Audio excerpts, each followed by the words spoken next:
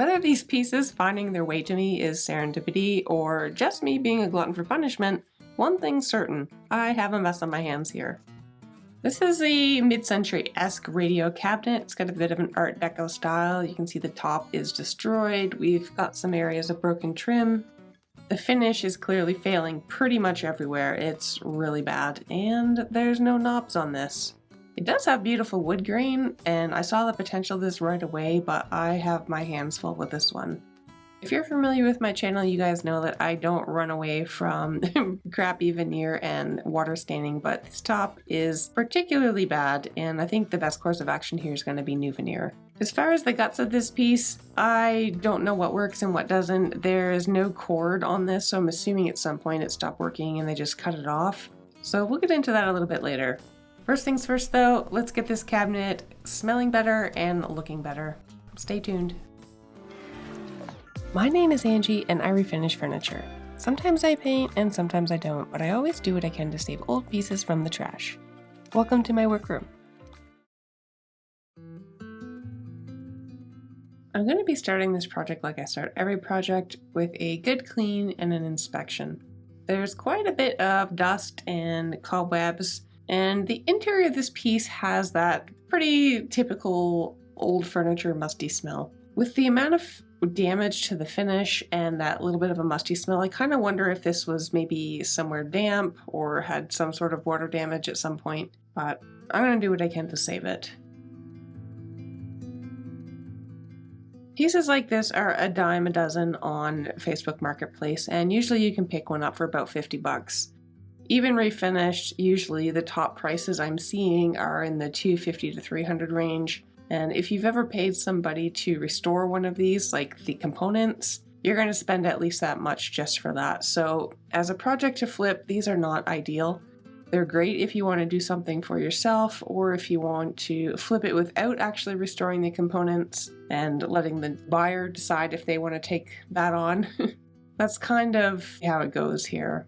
I'm not in a big city or, very populated province in Canada here.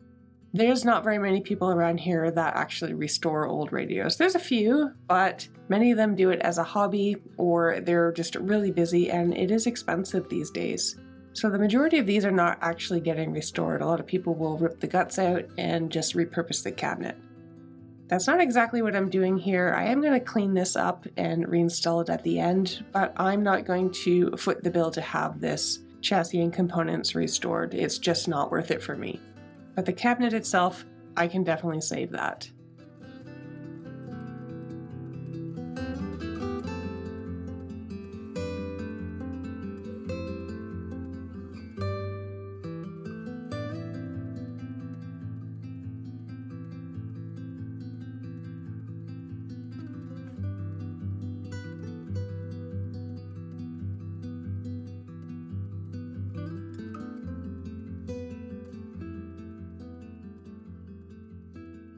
Even the speaker on this is pretty damaged. Often when you get punctures and tears in these speakers, they can be repaired, but this one has, I think, 2 or 3 fairly significant holes, and I'm not sure if this one can be salvaged. I usually don't throw things away like this, like even if I do a cabinet and I don't keep the components, I always make sure they go to someone who might be able to repurpose the parts. It just kills me to see so many of these get tossed just because they don't really have a function anymore once they stop working. So if I can save as many as I can, even if it means repurposing them, I'm all for it. Now, they're not always very well made. They look beautiful from the outside, but the construction of these is usually pretty skin and bones. Very basic joinery, and pretty much any value these have is in the beautiful veneers, not the construction.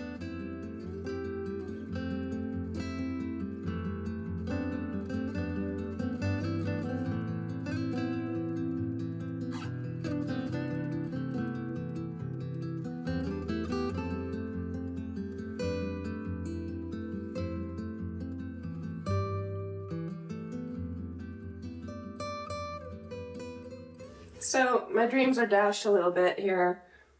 I was really hoping that the speaker would be viable, but it is not.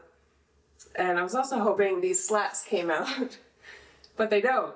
That would have been so much easier to refinish them, but let's see what we can do.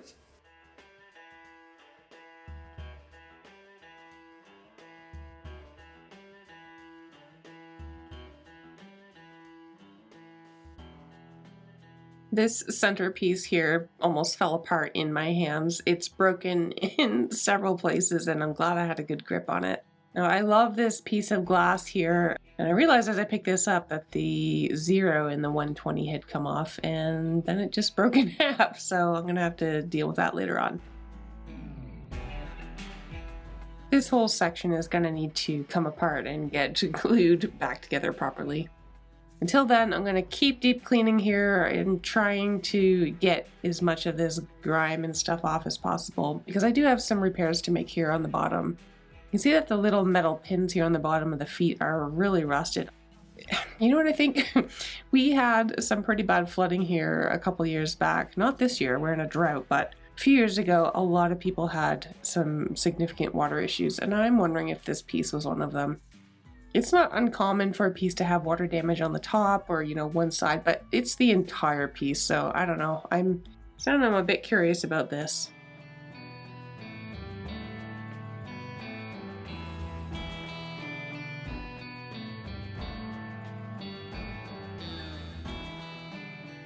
Once I have the surface dust all cleaned up, I'm going to go in with some cleaning vinegar.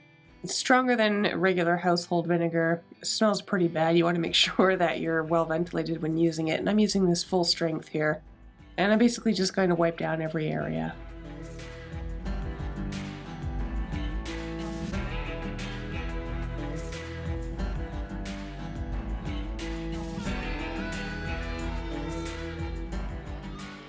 Fun little tip here: if you use an orbital sander and you want to help preserve the life of your sanding discs, get yourself one of these little rubber blocks. It does a really good job at removing the debris from your sanding disc, and you can use it for a lot longer.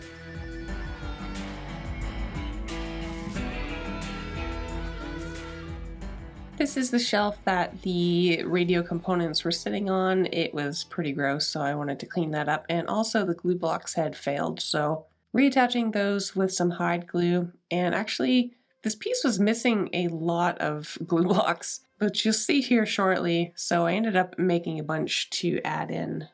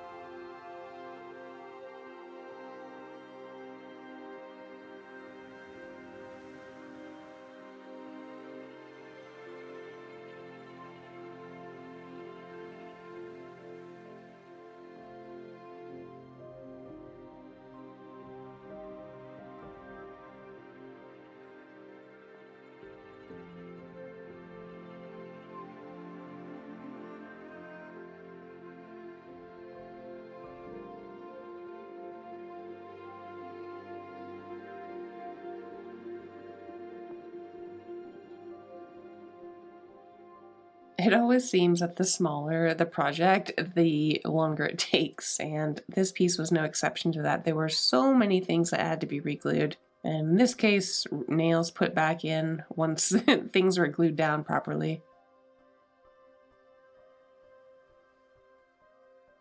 The first 2 days of this refinishing were actually just getting the piece shored up again, making sure everything was tight and solid. And here's where those blocks are missing, so I just grabbed a piece of scrap wood and made myself 3 or 4 new glue blocks to put on.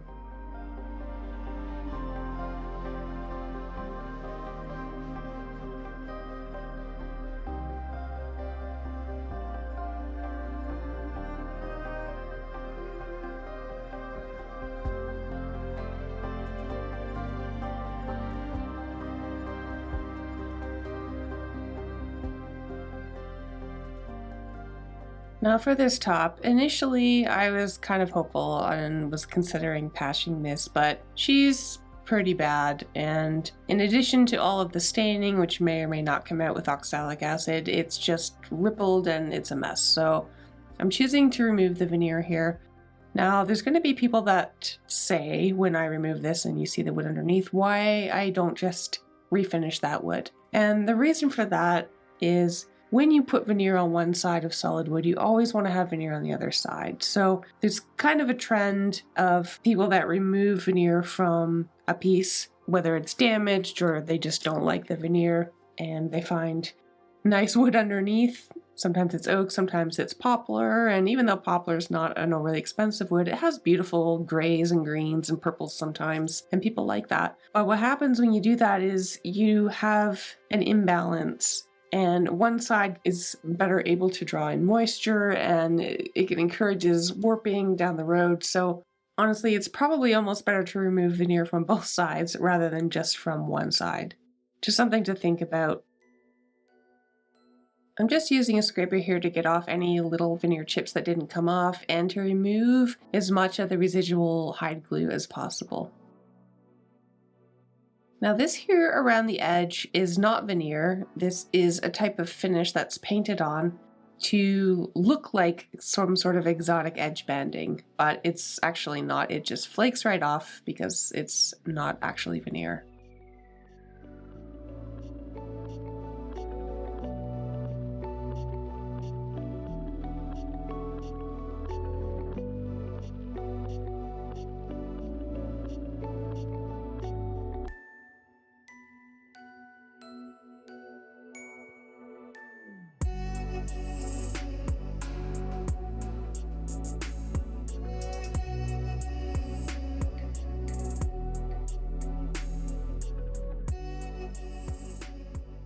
The old shellac finish on this is so brittle that it doesn't make any sense to pull out a chemical stripper and make a mess. It just flakes right off with the scraper here. A question I get asked a lot is when I choose to strip and when I choose to scrape and what the parameters are. And generally, if something is not lead-based, so like a lead-based paint, or if it's not very well adhered, I generally prefer to scrape. It's fast, it's effective, and I don't have to worry about any chemicals. If something is really intact or is lead-based or has a lot of delicate areas like carved features, I'll use a chemical stripper because it's just safer for the wood that way. Now you might notice these cracks up at the top and think, well, let's just stick some glue in there and try to clamp that tight. Unfortunately, in this case, that's not going to happen. These are failed glue joints where the hide glue has dried up over the years and then the wood itself has shrunk away from its original seam. Sometimes if those gaps are large enough, you can stick a sliver of wood in there or a piece of veneer. They're not quite that big in this case and I don't want to make them any larger, so I'm just going to be using a little bit of wood filler in there. Now sometimes you'll get those and they actually are movable, in which case you can definitely add some glue and try to clamp them, but in this case 100% those are not moving.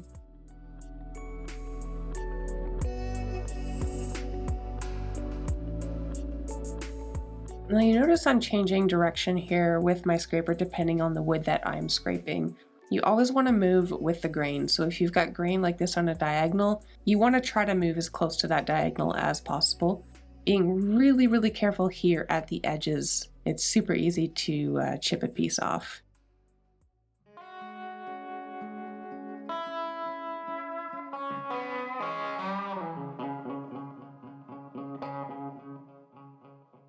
These big seams need to be re-glued, so I will do that as well as soon as I am finished with the sanding. Now this beautiful wood on the outside might look like maple or birch, but it's actually butternut, and unlike maple, which turns yellow or slightly yellow when you put a clear coat on it, butternut turns brown, and it's sort of a cousin to walnut, and it's used fairly often on these sort of Art Deco style pieces.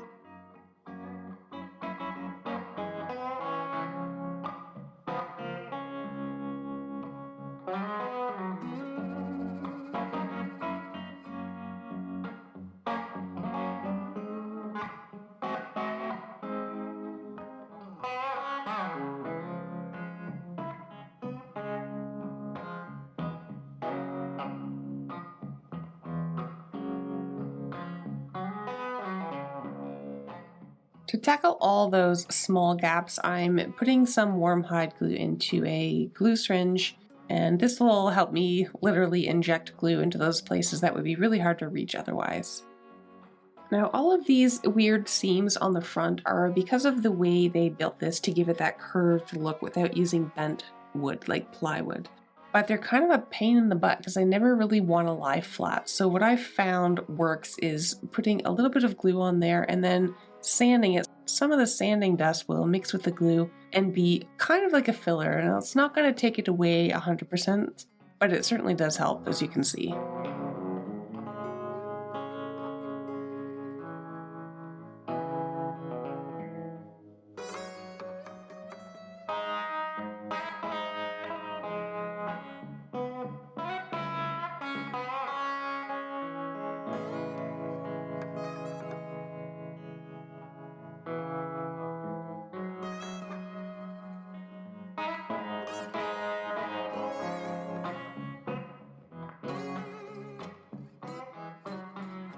Now, as I was sanding this here, I noticed a little piece of wood that was very soft, and I took my screwdriver in and just kind of poked around, and this whole area here looked like it may have had at some point some sort of bug infestation, like something that bores through wood.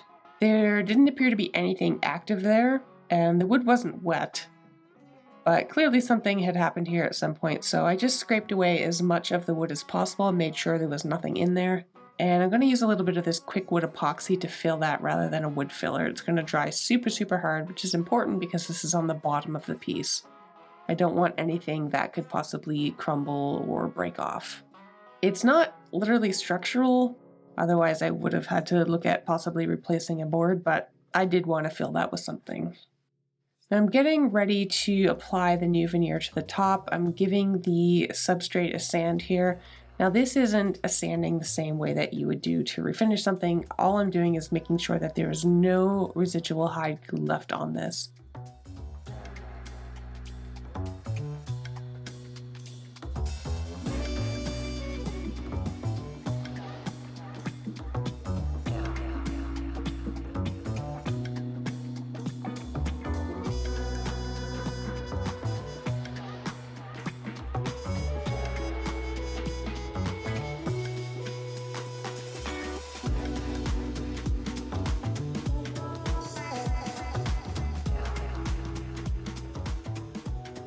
So this is that center console that holds the piece of glass with all of the numbers on it, and it's held on by these blocks of wood and this metal piece, which looks like wood grain, but it's not. It's actually metal with a painted grain on it.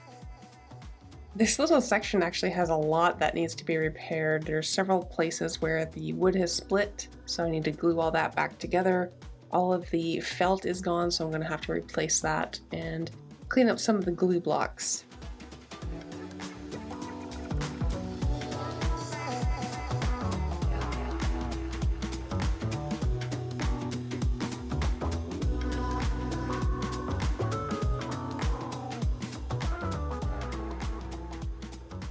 In addition, one side of this has a piece of wood that had split off, and you can see it from the front of the cabinet when the console's in place. So I actually have to cut a little piece of wood and glue that so that I can reshape it to match the other side.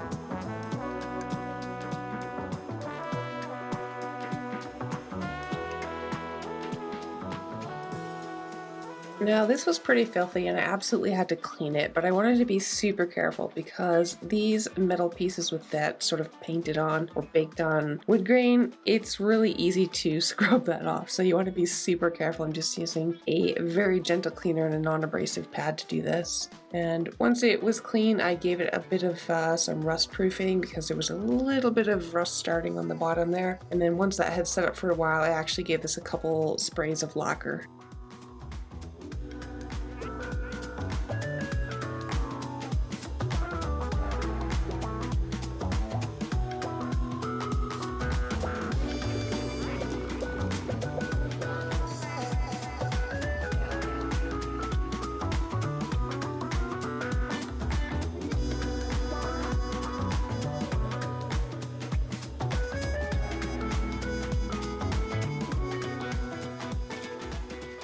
So we're looking pretty good now. I've got the cabinet all stripped and sanded. Now these I'm going to be staining brown, but the areas in between the slats as well as these posts were stained black, and I'm going to be doing the same thing. What I'm not going to be doing is having the sides dark. Normally I like to do that, but I'm just going to be staining the bottom, which is actually poplar, and the trim around the edge at the top, this water-based stain in the color American Walnut. And I'll be using the black water-based stain for in between the slats. And then the sides are just going to be clear coated with Odie's oil, just like the front. Now the reason I'm opting to use a water-based stain versus oil is because I want it to be a little bit opaque, and it's pretty easy to do that with this water-based stain. I don't mind if a little bit of the wood grain shows, but I want most of it obscured. Again, this has nothing to do with the sides or the front.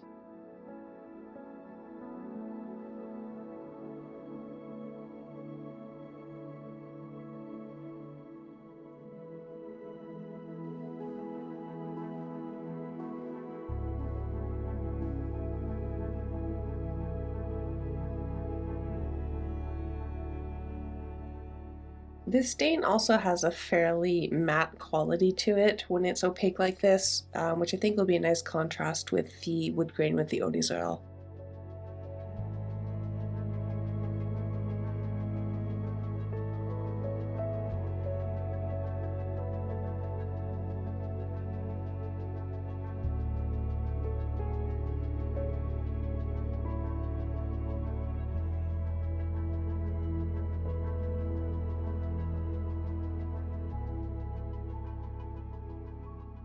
Now initially I considered using this figured walnut that I have here, but then I remembered this. Now this actually is a side panel from another radio. I wanted to save the veneer because I knew eventually it would be good for something, and you guys, I couldn't even believe it. When I pull this to the very back, line it up, and check the front, there is about 1 millimeter of clearance, so this just fits, and I'm super happy that it's going on another radio cabinet. But first I need to cut it. Now you can see I roughly drew a line there. I'm going to go slightly outside of my line, because when you're placing veneer it's always important to have a little bit of overhang. So I'm going maybe 3 or 4 millimeters past my line. Now when you're cutting veneer, it's important that you don't try to cut through in the first stroke or two. It's wood fibers, not paper, and especially when you've got wood like this that is sandwiched. Now this layer on top here is running in one direction, but the veneer on the bottom is running in the opposite direction. So it might slice nicely as you go with the grain on this side, but on the opposite side you're cutting across the grain. So you want to do several shallow cuts just until you get through. You can actually hear the fibers breaking. If you try to force it, you will absolutely tear the veneer underneath, and it won't be a good day. But this was in fact a very good day because this actually fits. I'm going to be adhering this with hide glue, and I'm going to be applying the glue to both the veneer and the top of the cabinet. Now hide glue tends to gel up pretty quickly depending on the weather, so I need to move fairly quickly with this. The good thing about hide glue though is that if for some reason I take too long, I can actually just take an iron and just put a towel under it and heat up the veneer. That wood glue will reactivate. But to move quicker, I'm just using this little squeegee thing to kind of smooth it out, but you do want it to be as uniform as possible.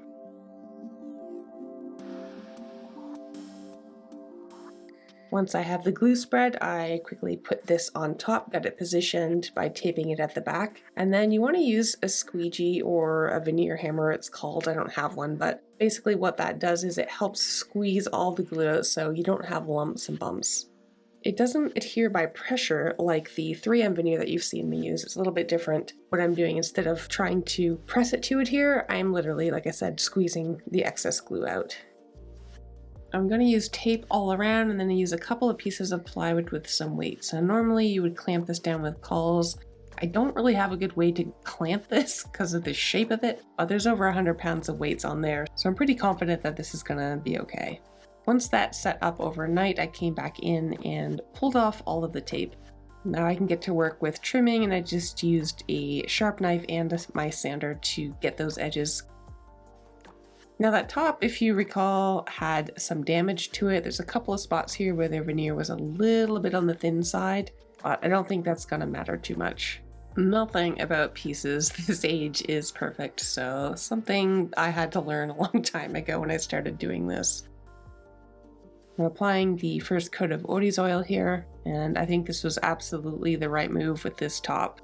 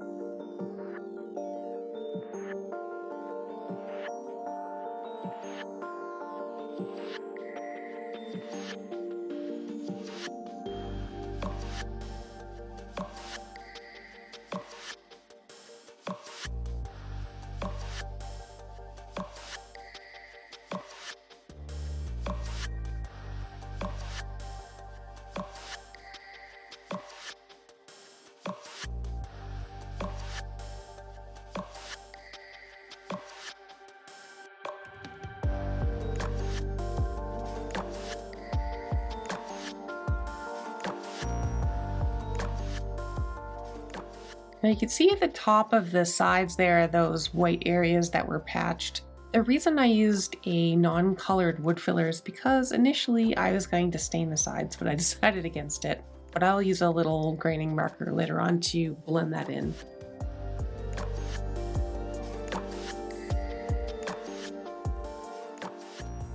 So like I said, I am going to be putting the components back in. They are non-operational right now, and whoever ends up with this can decide if they want to restore it, add a Bluetooth speaker in here. Be easy to add another little shelf if they wanted to do that, but that's not something I'm going to take on here. What I do need to do though is come up with some knobs. So I've got this little piece of walnut. I'm just going to run it through the planer, make sure that we get everything smooth and flat. And I'm actually going to make my own knobs. Now I've done this before with another radio cabinet, and I'll link to that video. If you like this video, you'll probably like that one, so I'll link to it below. And I actually used my laser to literally create the knobs and engrave on them in that last video. Doing it slightly differently here, I'm actually going to cut the knobs out and make them out of one whole piece, and then I will engrave on the top of them. So, I mean, it comes down to style and size. Now, this is a knob that came off an old radio. Obviously, it's a bit smaller. This is the one that came off the other radio that I had, and then this is the replacement knob I made for it. But I'm going to do something a bit different. Size-wise, I'm thinking I like these larger ones, so that's what I'm going to do. I'm going to use this size right here. And I'm going to try to position it so that all the knobs basically have the same sort of grain running through them. I need 4 for the radio, but it's always good practice to make at least one extra one as your sort of guinea pig test piece, and that's what I'm going to do. So I'm going to make 5.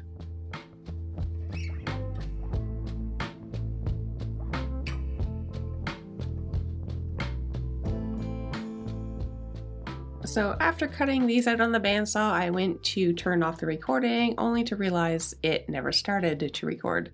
So this is the aftermath of cutting them all out. Sorry I don't have the footage, but yeah. Now because I didn't have a smaller blade in my bandsaw, I couldn't get a perfect circle, so I basically cut as close to a perfect circle as I could, but it needs some refining. So I'm going to clean off my sander here and push the knob right up against this rail, which will help keep it from wanting to fly forward on me, and basically just sort of sneak up to that circle line.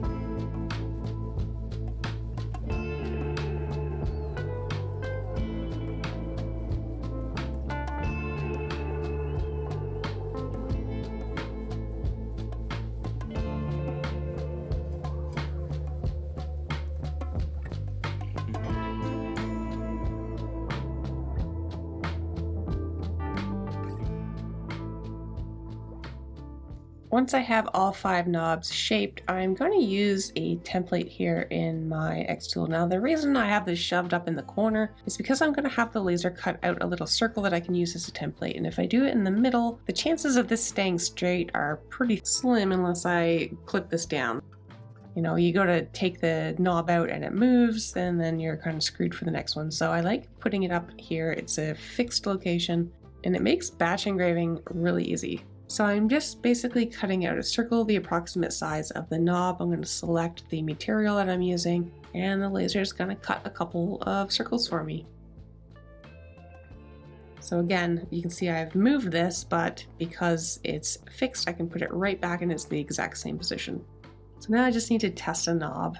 And then grab this one, and it actually didn't fit in either. These are slightly different size holes, so I'm gonna have to cut one more that's just the slightest bit bigger, and this one actually does the trick. So this is the actual radio cabinet as was advertised in the catalog that it came out in. And you can see the buttons here, they have these stripes on them. They look like this. Now, I've made that sort of jagged edge before with a laser, but I'm not going to. I'm going to keep the knobs fairly simple for this, but I am going to engrave 3 stripes here on the top. Now this is my tester piece, and this is why you should always have a tester piece. The depth looks good, but you can see here after putting a little bit of the Odie's dark oil on it, which is what I used on the rest of the cabinet by the way, these 3 lines aren't perfectly centered. So I'm going to have to make a small adjustment the next time. You can see one side is just slightly bigger than the other. And once I hone that in, I can go ahead and engrave the rest of these.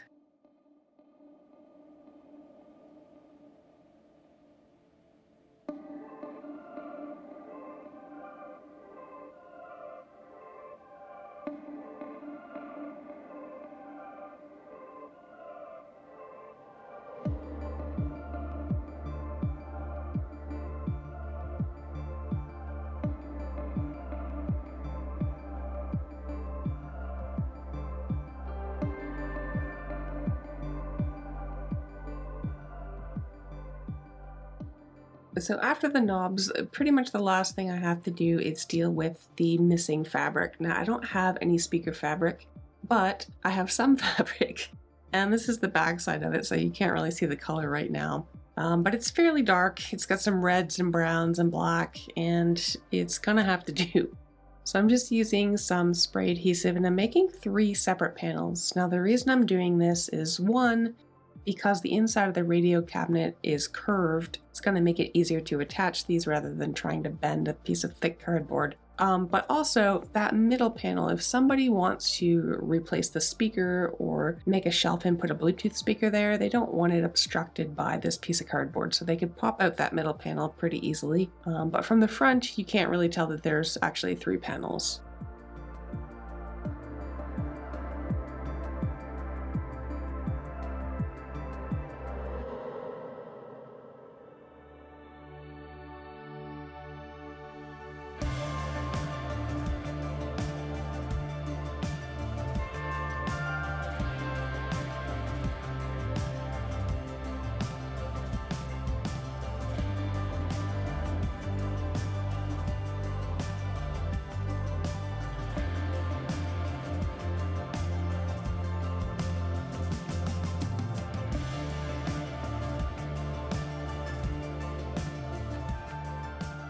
It's so hard to go back and look at what I started with now. This took quite a bit of time. It was over a week start to finish, and I couldn't be happier with how it turned out. As you just saw, this went through quite the transformation. There was a lot of damage initially, and it just looked pretty rough. So I'm super happy to bring it back. Now, the one thing that didn't get done in this video, which you might remember from earlier, are those decals on the front. And I have to give it a couple days for the Odie's oil to cure before I put these on, or they're not gonna stick. Now, in the previous radio video that I did, I actually made my own decals using a silhouette and some gold vinyl. When I made those decals, I actually made extra. Viking is a very common radio brand here in Nova Scotia, so I knew that these would eventually come in handy again, so I made extra. So these will be added on before selling it. I can't thank you enough for sticking with me through this whole video. Again, if you like this sort of thing, don't forget to subscribe. I now have channel membership set up, so you're welcome to join if you want even more perks. But as always, your comments, likes, and shares are the most important thing, and I am so grateful for them. Enjoy the reveal, guys, and I will see you next time.